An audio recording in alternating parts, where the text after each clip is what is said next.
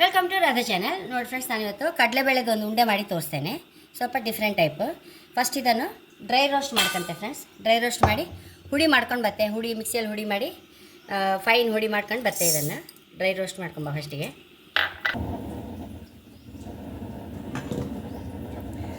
Roast ಆದ ಕೂಡ ತೋರಿಸ್ತೆ friends. Roast ಆಯಿತು. ಇದನ್ನೀಗ ಮಿಕ್ಸಿಯಲ್ಲಿ ಹುಡಿ ಮಾಡ್ಕೊಂಬತ್ತೆ.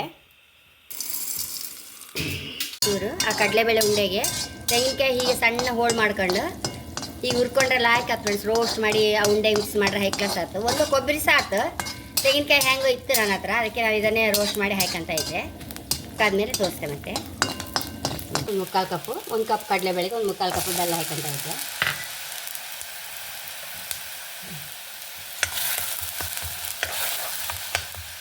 ಎಳೆ ಪಾಕ ಬರುವಾಗ ತೋರಿಸ್ತೆ. ಪಾಕ ಬಂತು ನೋಡಿ, ಹೀಗೆ ಒಂದೆಳೆ ಪಾಕ ಬಂದರೆ ಸಾಕು. ಒಂದೆಳೆ ಪಾಕ ಆಯ್ತಿದ್ದೀಗ. ಇದಕ್ಕೀಗ ನೋಡಿ ಇದು ಹಾಕಂತ ಇದ್ದೆ. ತೆಂಗಿನಕಾಯಿ ಹುರಿದದ್ದು ಹಾಕಂತ ಇದ್ದೆ. ಬೆಂಕಿ ಆಫ್ ಮಾಡಿ ಈ ಹಿಟ್ಟು ಹಾಕೊಂಡ್ಬಿಡುವ. ಮಿಕ್ಸಿಯಲ್ಲಿ ಹುಡಿ ಮಾಡ್ಕೊಂಡು ಅದು ಹಿಟ್ಟನ್ನು ಸಹ ಹಾಕಂತ ಇದ್ದೆ. ಏಲಕ್ಕಿ ಹುಡಿ ಹಾಕೊಂಡ್ಬಿಡುವ.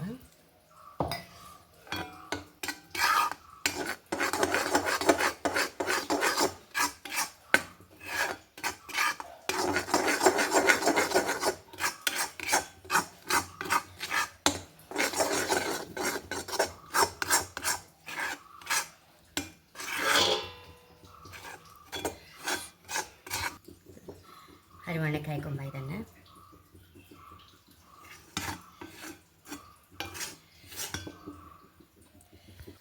ಕೈಗೆ ಒಂಚೂರು ತುಪ್ಪ ಹಚ್ಕೊಂಡು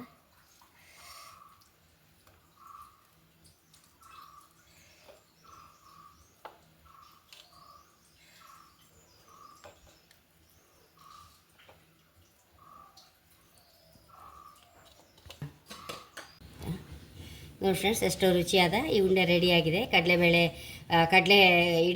ಕಡಲೆಬೇಳೆ ಹುರಿದ ಉಂಡೆ ತುಂಬ ಅಂದರೆ ತುಂಬ ರುಚಿ ಫ್ರೆಂಡ್ಸ್. ಈ ಕಾಯಿ ಸಹ ಹುರಿದು ಹಾಕಿದ್ದೇವಲ್ಲ, ಬಾಯಿ ಸಿಕ್ಕುವಾಗ ಅಷ್ಟು ರುಚಿ. ಮತ್ತು ಕಡಲೆಬೇಳೆ ಹುರಿದ ಪರಿಮಳ ತುಂಬ ಅಂದರೆ ತುಂಬ ಟೇಸ್ಟ್ ಇರುತ್ತೆ ಫ್ರೆಂಡ್ಸ್. ಬೋರಾದಾಗ ಒಂದೊಂದು ಬಾಯಿಗೆ ಹಾಕೊಂಡ್ರೆ ಅಷ್ಟು ಖುಷಿ ಆಯ್ತು ನೋಡಿ. ಅಷ್ಟು ನಾವು ತಂಬಿಟ್ಟು ಉಂಡಿನಷ್ಟು ಸಾಫ್ಟ್ ಅಲ್ಲ, ಒಂಚೂರು ಗಟ್ಟಿ ಇರುತ್ತೆ. ಕಚ್ಚುವಾಗ ಏನು ಗಟ್ಟಿ ಇರೋದಿಲ್ಲ ನೋಡಿ. ಹೀಗೆ ನೋಡಿ, ಸ್ವಲ್ಪ ಗಟ್ಟಿ ಇರುತ್ತೆ. ಆ ಪಾಕ ಎಳೆಯ ಪಾಕ ಮಾಡ್ಕೊಂಡ್ರೆ ಖಂಡಿತ ನೀವು ಸಹ ಟ್ರೈ ಮಾಡಿ. ನನ್ನ ಚಾನಲ್ ಇಷ್ಟ ಆದರೆ ಸಬ್ಸ್ಕ್ರೈಬ್ ಮಾಡಿ, ಲೈಕ್ ಮಾಡಿ, ಕಾಮೆಂಟ್ ಮಾಡೋದು ಮರಲೇಬೇಡಿ. Thank you.